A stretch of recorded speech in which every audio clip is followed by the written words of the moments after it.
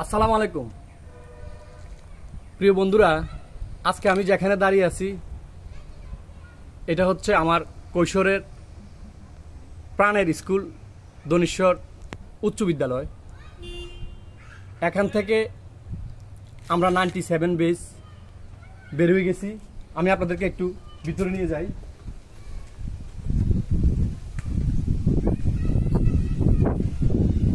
আমি যখন এই স্কুলে 10-এ পড়ি, 10-এর শেষের দিকে এই বিল্ডিংটা স্থাপন করা হয়েছিল। পরবর্তীতে নতুন করে এই বিল্ডিংটা স্থাপন হয়।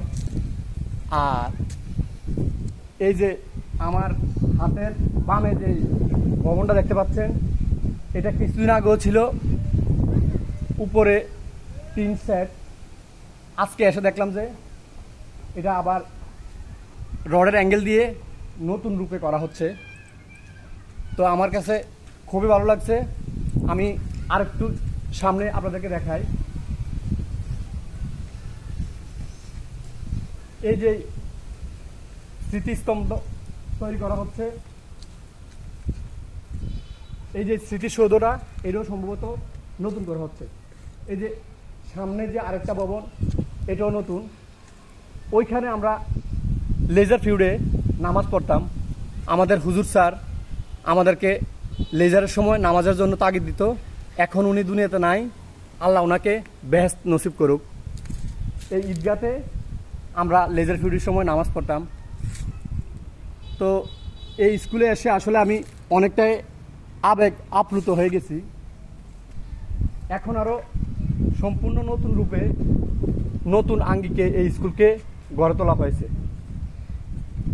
তো কারা কারা 97 বেস আমার সাথে এখান থেকে বেরিয়ে গেছেন, কে কোথায় আছেন তারা কমেন্ট করে জানায়েন। এতে করে আমরা হারানো বন্ধুদেরকে আবার ফিরে পেতে চাই। এই দনিশ্বর স্কুলে অনেক স্মৃতি জড়িত আছে, সবগুলো হয়তো এই ভিডিওর মাধ্যমে আমি তুলে ধরতে পারবো না। তো যে যেখানে আছেন সবার জন্য আমার হৃদয়ের অন্তঃস্থল থেকে দোয়া এবং ভালোবাসা। তো নতুনদের উদ্দেশ্যে আমি কিছু কথা বলবো। তোমরা যারা এখন নতুন পড়াশোনা করতেছো, তোমরা পড়াশোনায় মনোযোগী হও। আর ইদানিং দেখছি নতুনরা খুব বেশি ফেসবুকের প্রতি ঝুঁকে গেছে। আমি বলবো না যে তোমরা ফেসবুকে এসো না। তোমাদের যাদের কাজ থাকে, কাজ করার পরে যদি পার্ট টাইম কোনো সময় থাকে তোমাদের হাতে, তাহলে এক্সট্রা হিসাবে তোমরা ফেসবুকে কাজ করতে পারো। যদি ফেসবুক কেন্দ্রিক তোমরা হয়ে পড়ো, এতে করে তোমাদের ভবিষ্যতে কিছুটা হলেও তোমরা হোঁচট খেতে পারো। ফেসবুকে কেউ নিয়মিত কাজ করবে যে ফেসবুকে হবে আমার পেশা, এমনটা কেউ করবেন না। কারণ ফেসবুকের আগের যে নিয়মকানুন ছিল, ফেসবুকে আগে যে পরিমাণ ফেসবুক ডলার আমাদেরকে দিত, এখন সেই পরিমাণ ফেসবুকে ডলার আসে না। তার কারণ হচ্ছে আপনি দেখবেন 1 মিলিয়ন একটা ভিডিও ভিউ হলে 5 সেন্ট বা 3 সেন্ট দেয়। তো খালি খালি সময় নষ্ট না করে যারা চাকরি করতেছেন বা যেসব ভাইয়েরা আপনারা টিউশনি করতেছেন, এর ফাঁকে ফাঁকে আপনারা ফেসবুকে সময় দিয়েন, সমস্যা নাই। কিন্তু ফেসবুককে একান্তই আপনারা কাজের মাধ্যম হিসাবে নিয়েন না। তো পড়াশোনার ক্ষেত্রে আমি একটা কথা বলি। পড়াশোনা নিয়ে আমার বাবা আমাকে বলে গিয়েছিল, এখন বাবা দুনিয়াতে নাই।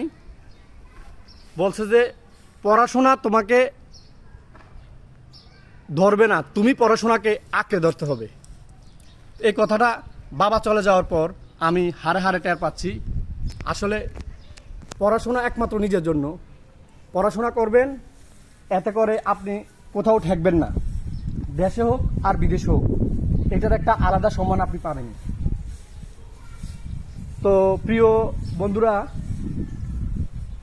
এই দনেশ্বর স্কুল এখন সম্পূর্ণ নতুন রূপে সেজেছে। এই যে এগুলো ছিল না আমাদের সময়, এই যে এই চারটা ছিল একটা ওয়াশরুম, এখানে দেখতে পাচ্ছি আমি 3টা ওয়াশরুম। এই ভবনটা ছিল একাডেমিক ভবন 2, এটা আমাদের সময় ছিল। পাশে ব্রাইট কিন্ডার গার্ডেন, এই যে সুন্দর মনোরম পরিবেশে। তো আমি আর বেশি কিছু বলবো না। দনেশ্বর স্কুলের সকল ছাত্রছাত্রীর প্রতি আমার অজস্র ভালোবাসা এবং দোয়া নিয়ে আমি আমার আজকের ভিডিও এখানে শেষ করব। আবার হয়তোবা কোনো এক নতুন ভিডিওতে আপনাদের সাথে দেখা হবে। সে পর্যন্ত আপনারা সবাই ভালো থাকুন, সুস্থ থাকুন, একে অপরের পাশে দাঁড়ান,